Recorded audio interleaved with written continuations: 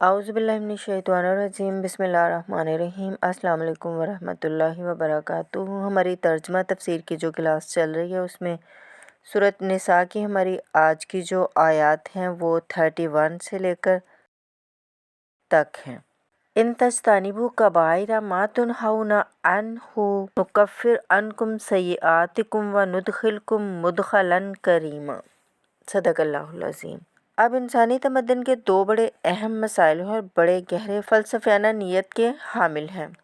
पहला मसला है गुनाहों के बारे में और इनमें तकसीम है कबायर और सग़ायर की। बड़े बड़े गुनाह, सबसे बड़ा गुनाह कुफ़र है, शिर्क है। फिर फ़राइज़ का तर्क करना कबायर गुनाह में शामिल होगा। जो हराम चीज़ें हैं उनका इर्तिकाब कबायर में शामिल होगा।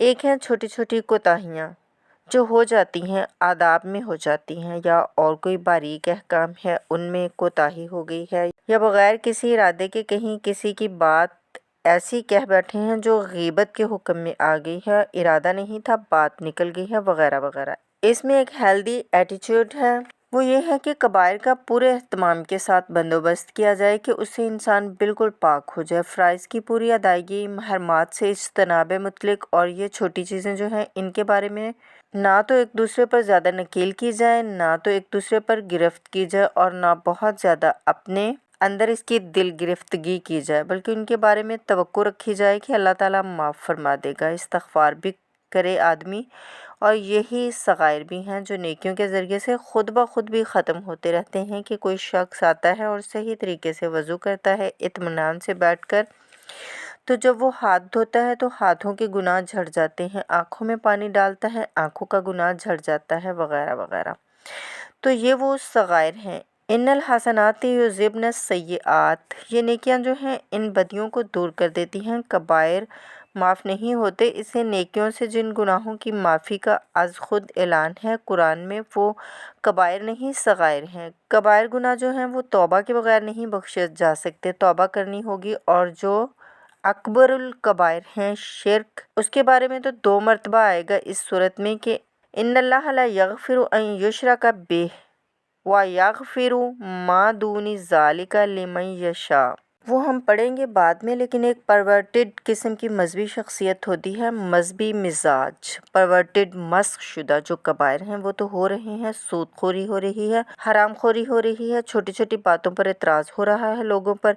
ये पांचा तुम्हारा नीचे क्यों चला गया है, इसके ऊपर सारी गिरफ्त हो रही है। ये तुम्हारी दाढ़ी शरई नहीं है, इसके ऊपर गिरफ्त हो रही है। ये चीज़ें जो हैं दिस इज़ परवर्श, ये चीज़ें जो हैं ये मज़हब को मस्ख़ कर देने वाली बात है। कुरान पाक में इस मामले को 3 जगह पर नकल किया गया है कि ये फ़लसफ़ा जो है कि छोटी चीज़ों के बारे में दरगुज़र से भी काम लो, और ये कि बहुत ज़्यादा मुतफ़क्कर भी ना हो, सेंस ऑफ प्रपोर्शन होना चाहिए।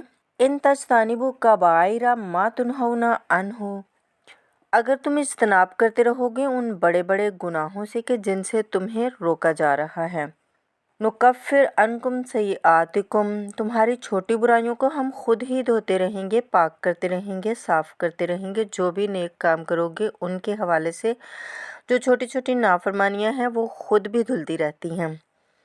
व नुदखिलकुम मुदखलन करीमा, और तुम्हें दाखिल करेंगे बहुत ही बाइज़्ज़त जगह पर, तुम्हारा मकाम बाइज़्ज़त इकराम के साथ होगा।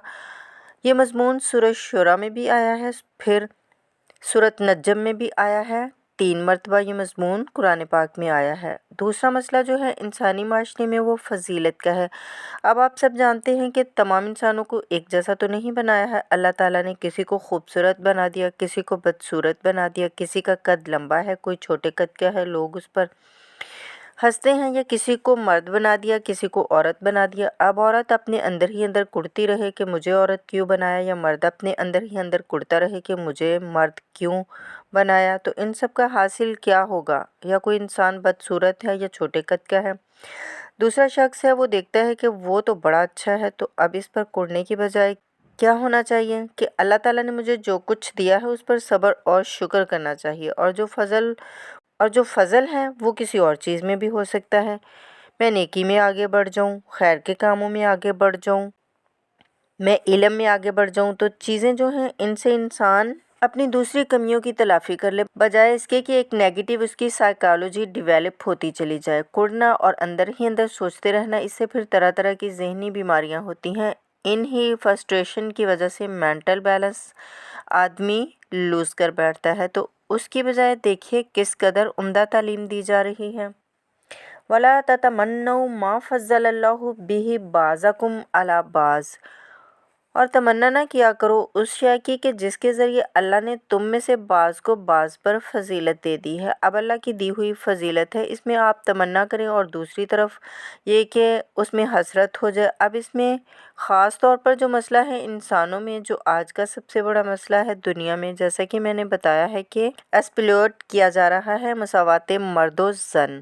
اب یہ بھی ایک فضیلت ہے، کسی کو اللہ نے مرد بنایا، کسی کو عورت بنایا۔ اب پہلی بات یہ بتائی جا رہی ہے لِلرِّجَالِ نَصِیبٌ مِّمَّا اکْتَسَبُوا، مردوں کے لیے حصہ اس میں سے کہ جو وہ کمائیں گے۔ وَلِلنِّسَاءِ نَصِیبٌ مِّمَّا اکْتَسَبْنَ، عورتوں کے لیے حصہ ہے اس میں جو وہ کمائیں گی، یعنی جہاں تک نیکیوں کا معاملہ ہے، بدیوں کا معاملہ ہے، خیرات کا معاملہ ہے، حسنات کا معاملہ ہے یا سیئات کا معاملہ ہے، اس میں بالکل ایکویلٹی ہے۔ مرد نے نیکی کمائی اس کے لیے ہے، عورت نے نیکی کمائی اس کے لیے ہے، اس میں برابری ہے۔ عورت نیکی میں مرد سے آگے نکل جائے۔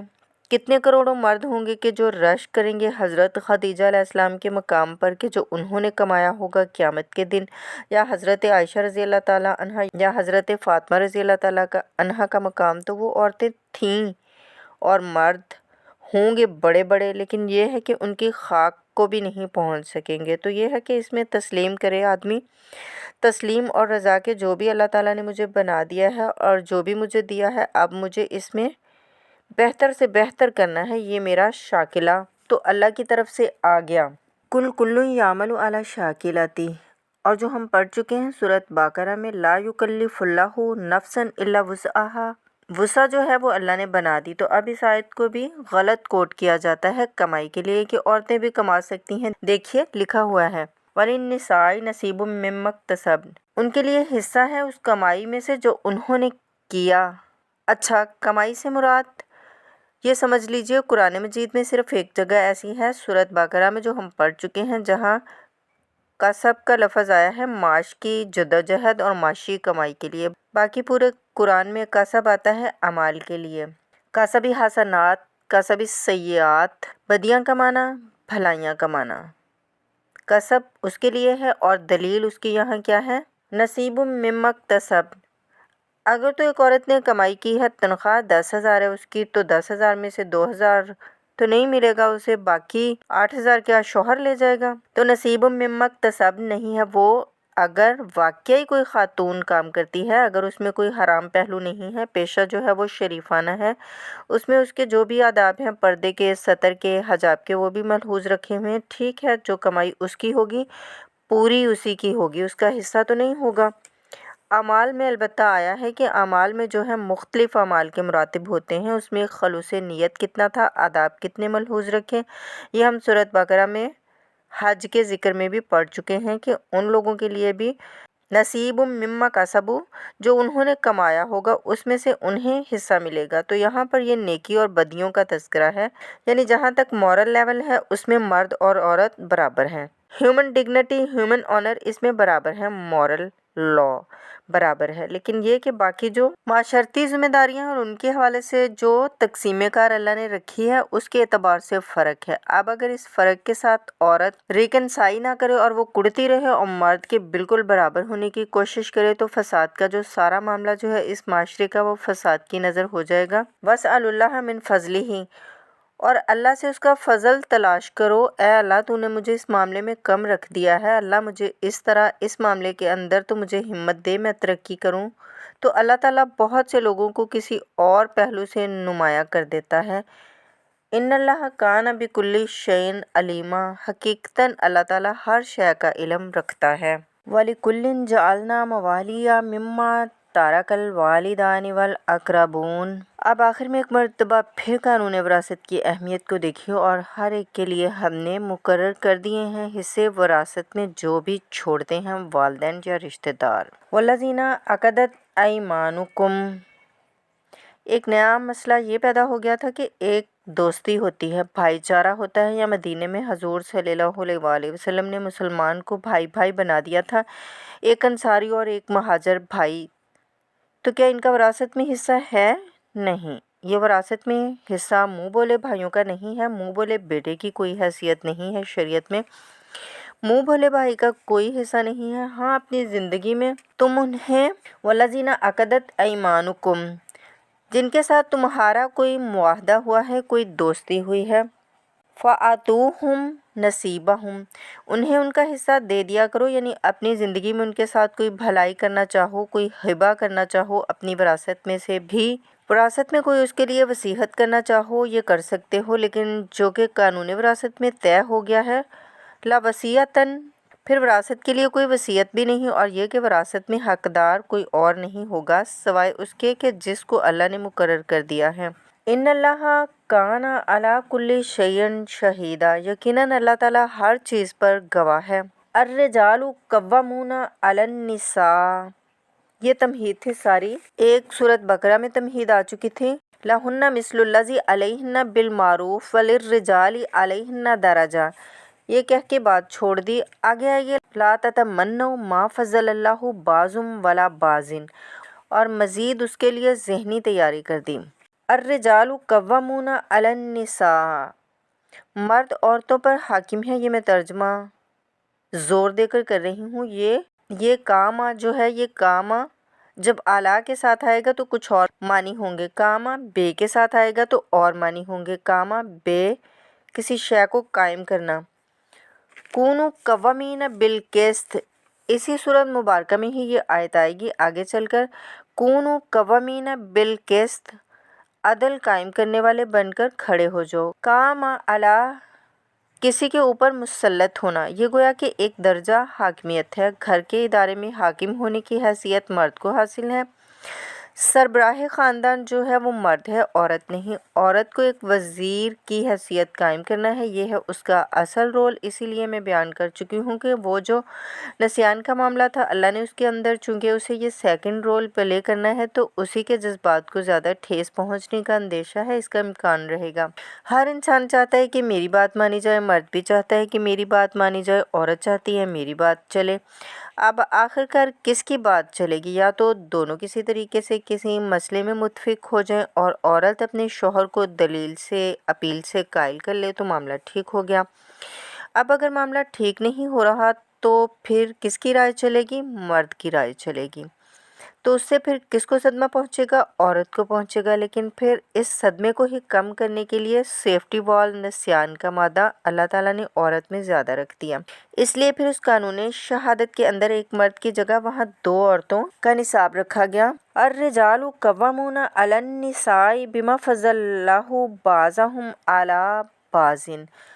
اب یہ دوسری بات ہے کہ اگر وہ شوہر حاکم ہو کر ظلم کرتا ہے، ان کے حق ادا نہیں کرتا تو اللہ کے ہاں بڑی سخت پکڑ ہوگی، یہ تو دوسری بات ہے بالکل۔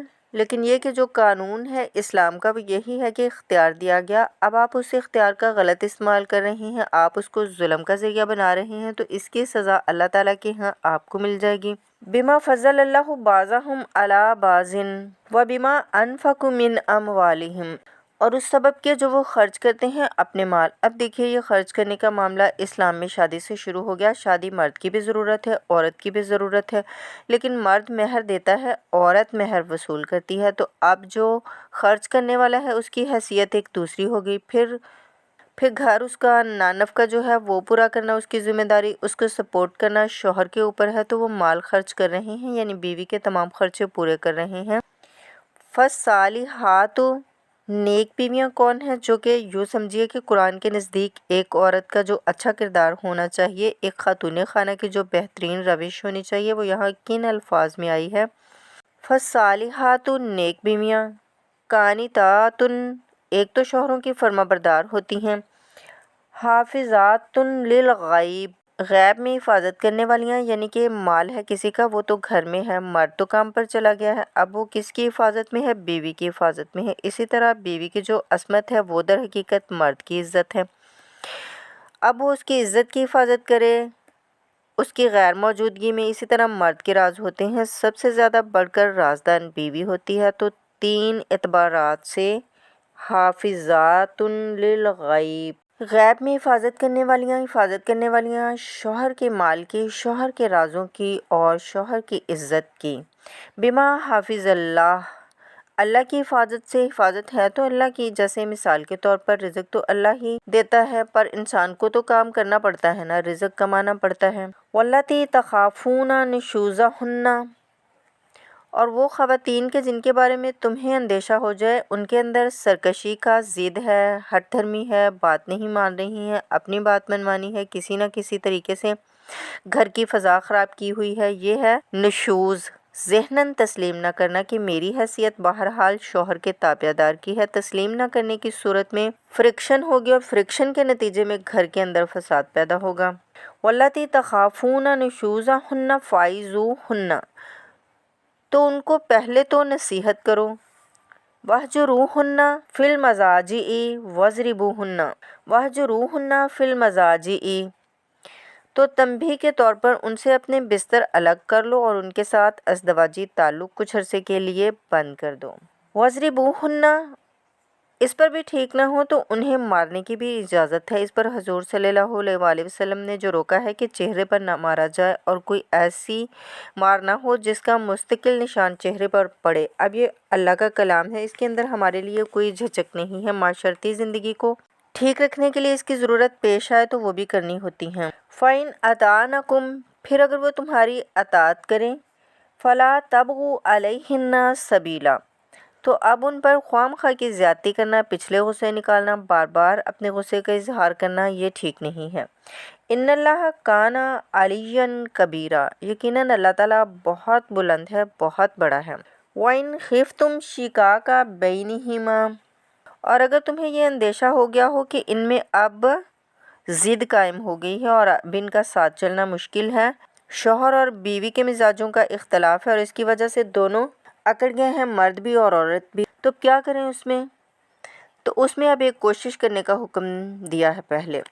فَابْعَثُوا حَكَمًا مِّنْ أَهْلِهِ وَحَكَمًا مِّنْ أَهْلِهَا، تو ایک ثالث مقرر کرو لڑکے والوں میں سے، شوہر کے خاندان میں سے، اور ایک ثالث مقرر کرو لڑکی والوں میں سے۔ إِن يُرِيدَا إِصْلَاحًا، اگر وہ دونوں چاہیں گے اصلاح، يُوَفِّقِ اللَّهُ بَيْنَهُمَا، اللہ تعالیٰ ان کے درمیان موافقت پیدا کر دے گا، لیکن ان یریدہ میں مراد دونوں ہو سکتے ہیں، یعنی ایک تو یہ کہ اگر واقعتاً شوہر اور بیوی چاہتے ہیں کہ صلح ہو جائے، ہوتا ایسا ہے کہ کسی وقت کوئی نفسیاتی گرہ ایسی بن جاتی ہے کہ وہ بھی چاہتا ہے کہ معاملہ درست ہو جائے، عورت بھی چاہتی ہے کہ معاملہ درست ہو جائے، لیکن اب یہ ہے کہ اس میں گرہ ایسی پڑ گئی ہے کہ اب اسے کھولے کون، دونوں اپنی اپنی انا لے کے بیٹھے ہیں، تو ثالث آ جائیں گے، وہ کچھ ایک طرف سے سنیں گے تو کچھ دوسری طرف سے سنیں گے، دونوں طرف سے وضاحت ہو گئی تو مسئلہ حل ہو جائے گا۔ اور ایک یہ بھی ہو سکتا ہے کہ اس سے مراد حاکمین ہوں، حاکمین پوری سی کوشش کریں گے تو اللہ تعالیٰ ان کے درمیان صلح پیدا کروا سکتا ہے۔ میرا رجحان پہلی رائے کی طرف زیادہ ہے۔ ان اللہ کان علیما خبیرا، یقیناً اللہ تعالیٰ بہت علیم اور خبیر ہے۔ اب جیسا کہ اس سے پہلے سورۃ بقرہ میں بھی جو اہل کتاب کے ساتھ بنی اسرائیل کے ساتھ میثاق لیا گیا تھا، تو اس میں جو چیزیں آئی تھیں وہ یوں سمجھ لیجئے امہات الشریعہ، دین کی بنیادیں کیا تھیں۔ ہم نے معاہدہ لیا تھا اللہ کے ساتھ، شرک نہیں کرو گے، والدین کے ساتھ احسان کرو گے، قرابت داروں کے ساتھ بھی۔ اب یہ دوسرا مقام آ رہا ہے کہ شریعت کے اندر کیا چیزیں ہیں جو اہم ترین ہیں، جن کو سامنے رکھنا چاہیے معاشرتی سطح پر۔ سب سے پہلی بات، وَاعْبُدُوا اللَّهَ وَلَا تُشْرِكُوا بِهِ شَيْئًا، پہلا حق اللہ کا ہے، اللہ کی بندگی اور پرستش کرو، اس کے ساتھ کسی کو شریک نہ ٹھہراؤ۔ نمبر 2، وَبِالْوَالِدَيْنِ إِحْسَانًا، یہ 4 مقامات قرآن پاک میں ہیں جہاں اللہ کے حق کے فوراً بعد والدین کے حق کا تذکرہ ہے۔ والدین کے ساتھ حسن سلوک، یہ بھی ہمارے خاندانی نظام کے لیے بہت اہم بنیاد ہے کہ والدین کے ساتھ تمہیں حسن سلوک سے رہنا چاہیے، ان کا ادب ہونا چاہیے، ان کی خدمت کرنی چاہیے، ان کے سامنے آواز پست رکھی جائے۔ بڑی تفصیل کے ساتھ یہ بات سورۃ بنی اسرائیل میں آئے گی، لیکن یہ کہ یہ ہمارے معاشرے میں خاندان کی استحکام کی ایک بہت اہم بنیاد ہے۔ وَبِذِی الْقُرْبَىٰ، قرابت داروں کے ساتھ، وَالْیَتَامَىٰ، اور یتیموں کے ساتھ، وَالْمَسَاکِینِ، اور مسکینوں کے ساتھ، وَالْجَارِ ذِی الْقُرْبَىٰ، اور وہ ہمسایہ جو قرابت دار بھی ہو۔ پہلے عام طور پر محلے ایسے ہی ہوتے تھے، ایک ایک قبیلہ ایک جگہ رہ رہا ہے، رشتہ داری بھی ہے، ہمسائیگی بھی ہے۔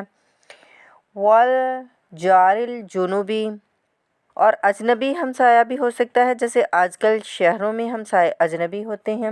وَالصَّاحِبِ بِالْجَنبِ، اور ایک عارضی قسم کی بھی ہمسائیگی ہوتی ہے کہ جو آپ کے برابر میں بیٹھا ہوا ہے، آپ بس میں بیٹھے ہوئے ہیں اور کوئی شخص آپ کے برابر بیٹھا ہوا ہے، وہ بھی آپ کا ہمسایہ ہے، جو کسی بھی اعتبار سے آپ کے ساتھ ہے۔ آپ کے پاس بیٹھنے والا، اس کے ساتھ بھی نیک سلوک کرو۔ وَابْنِ السَّبِیلِ، اور مسافر کے ساتھ نیک سلوک کرو۔ وَمَا مَلَکَتْ أَیْمَانُکُمْ، اور جو بھی تمہارے لونڈی یا غلام ہیں جو تمہارے ملک یمین ہیں، ان کے ساتھ بھی حسن سلوک کرو۔ ان اللہ لا یحب من کان مختالا فخورا، اللہ کو بالکل پسند نہیں ہے وہ لوگ کہ جو مختال، شیخی خورے ہیں اور اکڑنے والے، فخر کرنے والے ہیں۔ الذین یبخلون ویامرون الناس بالبخل، جن میں یہ شیخی خوری ہوتی ہے، اکڑ ہوتی ہے، پھر وہ بخیل بھی ہوتے ہیں، اس لیے کہ انہیں جو تکبر ہوتا ہے وہ دولت کی بنا پر ہوتا ہے۔ انہیں معلوم ہے کہ ہمارے پاس بہت دولت ہے، اور اگر وہ دولت خرچ کر دیں گے ہم، اور دولت نہیں رہے گی ہمارے پاس، تو عزت بھی نہیں رہے گی، جو کہ بخل کرتے ہیں۔ وَیَأْمُرُونَ النَّاسَ بِالْبُخْلِ، وہ لوگوں کو بھی بخل کا حکم دیتے ہیں، کیونکہ جب لوگ دیکھتے ہیں کہ یہ لوگ خرچے کے اندر کمی کرتے ہیں تو انہیں اندیشہ ہوتا ہے کہ یہ ہمیں ملامت کریں گے، تم بڑے بخیل ہو۔ تو اس سے پہلے ان سے ہی کہہ دو کہ بھائی تم اتنے پیسے اڑاتے ہو، فضول میں کچھ نہ کچھ تو بچا کے رکھا کرو اور کام آئے گا۔ تو اس سے پہلے کہ آپ کو کوئی ڈیفینس لینا، پہلے ہی اوفینس لیجئے۔ تو وَیَأْمُرُونَ النَّاسَ بِالْبُخْلِ، وہ لوگوں کو بھی بخل کا مشورہ دیتے ہیں کہ عقل کے ناخن لو۔ وَیَکْتُمُونَ مَا آتَاهُمُ اللَّهُ مِنْ فَضْلِهِ، اور وہ چھپاتے ہیں اس کو جو کچھ اللہ نے ان کو اپنے فضل میں سے دیا ہے۔ دولت ظاہر ہوگی تو کوئی سائل سوال کر بیٹھے گا، یعنی اچھا ہے کہ مسکین صورت بنائے رکھو گے ان کے اوپر، تو شاید خود 2 وقت کے فاقے ہیں، اب میں کیا ان کے سامنے ہاتھ دراز کروں۔ وَأَعْتَدْنَا لِلْكَافِرِينَ عَذَابًا مُّهِينًا، اور ایسے کافروں کے لیے ہم نے بڑا اہانت آمیز عذاب تیار کر رکھا ہے۔ وَالَّذِينَ يُنْفِقُونَ أَمْوَالَهُمْ رِئَاءَ النَّاسِ، اور اس سے بھی آگے بڑھ کر وہ لوگ ہیں برائی کے اندر، شناخت کے اندر، کہ جو خرچ کرتے ہیں مال لوگوں کو دکھانے کے لیے۔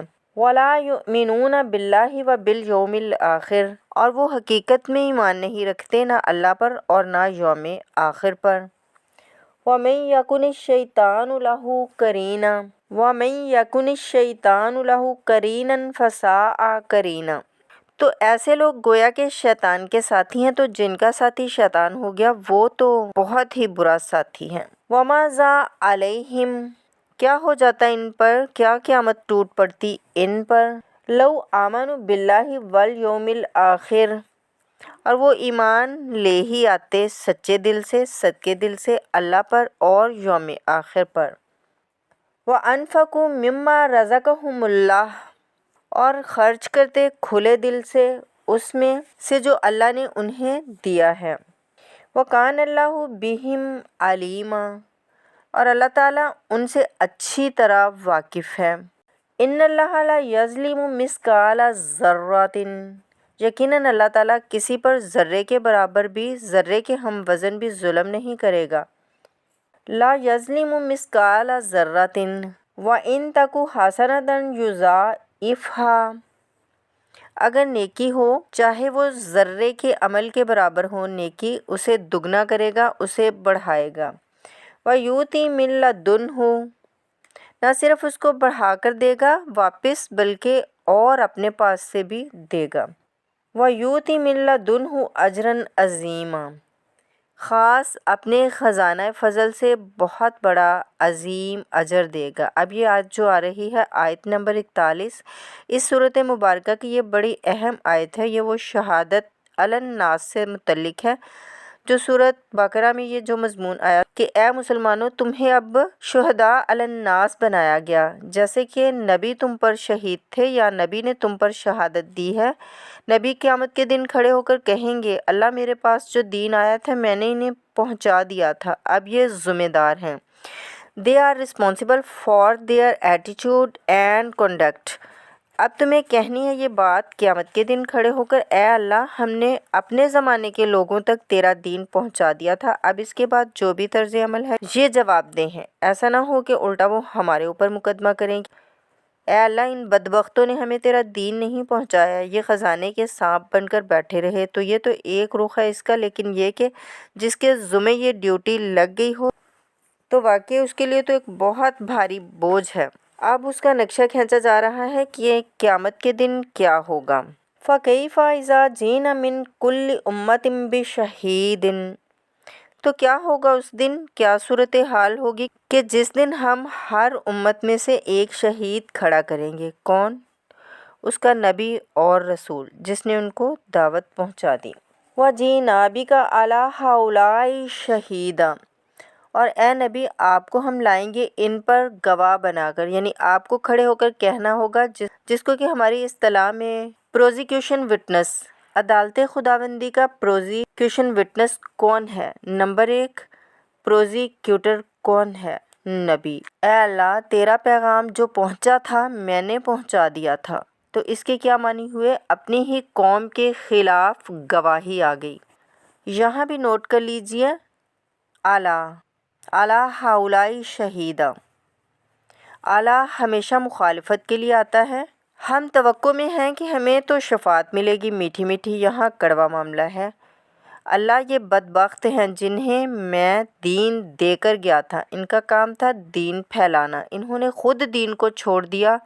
تو نبی شفاعت کریں گے یا نبی گواہی دیں گے؟ وقال الرسول یا ربی ان قوم اتخذوا هذا القرآن مہجورا۔ اور کہیں گے رسول کہ اے اللہ میری اس قوم نے قرآن کو ترک کر دیا تھا۔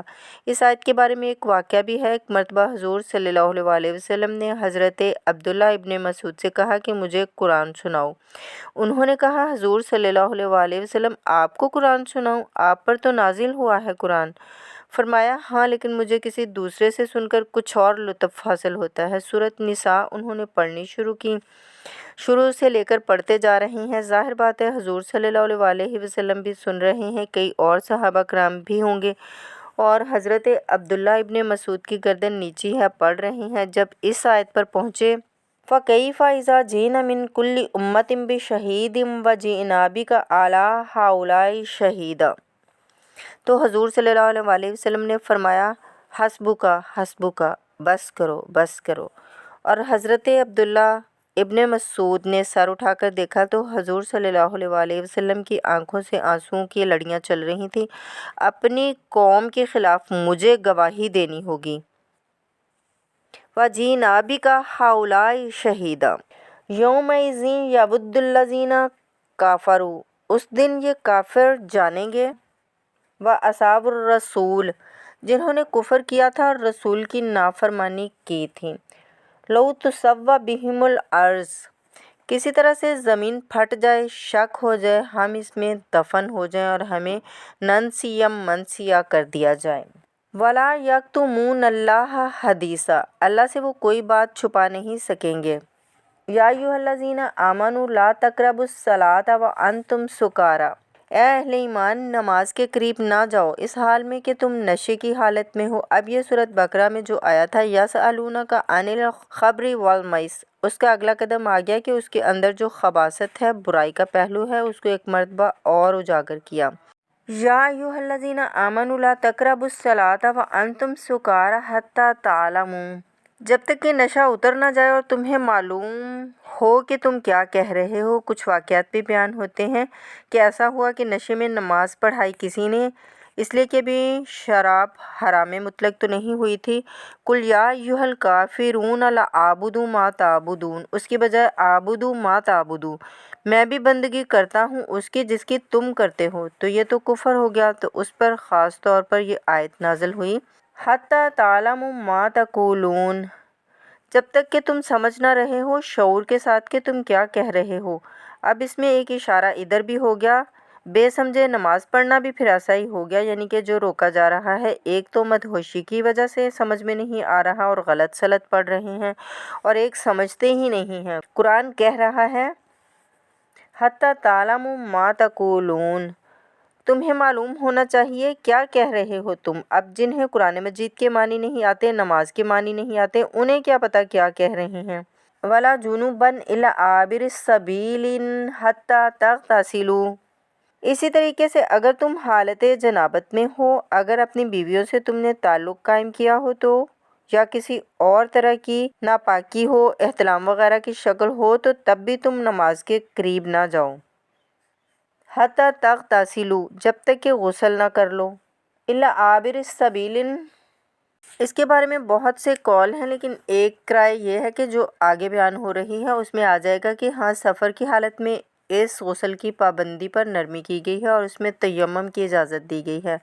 وَإِن كُنتُم مَرْضَىٰ، اور اگر تم بیمار ہو، أَوْ عَلَىٰ سَفَرٍ، آدمی بیمار ہے، نہانے سے اندیشہ ہے مزید بیمار ہونے کا، أَوْ عَلَىٰ سَفَرٍ، یا سفر میں ہے، أَوْ جَاءَ أَحَدٌ مِّنكُم مِّنَ الْغَائِطِ، یا یہ کہ تم میں سے قضائے حاجت کے بعد آیا ہے، أَوْ لَمَسْتُمُ النِّسَاءَ، یا تم نے عورتوں کے ساتھ مباشرت کی ہے، فَلَمْ تَجِدُوا مَاءً، اور تم پانی نہ پاؤ، یعنی یہ تمام صورتیں ہیں کہ جن میں غسل واجب ہے، یا یہ کہ وضو واجب ہے۔ ان دو صورتوں میں سے اگر بیماری راستے میں حائل ہے، سفر میں ہونے کی وجہ سے پانی نہیں ہے، یا کوئی اور وجہ ایسی ہے کہ پانی دستیاب نہیں ہے، فَتَيَمَّمُوا صَعِيدًا طَيِّبًا، تو تیمم کر لیا کرو، لیکن تیمم کا جیسے کہ ہم پہلے پڑھ چکے ہیں، جیسا کہ میں نے بتایا تھا کہ قصد کرنا، فَتَيَمَّمُوا صَعِيدًا طَيِّبًا، پاک مٹی کا قصد کرو، فَامْسَحُوا بِوُجُوهِكُمْ وَأَيْدِيكُمْ، اور پھر اپنے چہروں کو اور اپنے ہاتھوں کو اس سے مسح کر لو۔